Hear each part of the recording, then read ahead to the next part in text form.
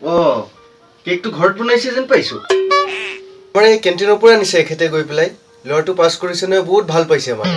বাকী এইবিলাক বাদ দিয়ক, কওকচোন আপোনাৰ ল'ৰাটোৱে এইবাৰ পাৰ্চেণ্টেজ কিমান পালে? ইয়াৰ ৰিজাল্ট ই মানে একদম 80% আনিছে। ইমান ভাল লাগিছে নহয় মোৰ মনটো।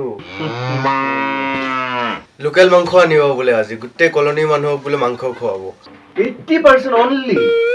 মোৰ ল'ৰা ৰাজুৱে 90% পাইছে। আপোনাৰ ল'ৰাটো কিন্তু বহুত পিছত থাকি গ'ল দেই। মাংস আনিব নালাগে, জেলেপীকে লৈ আহা।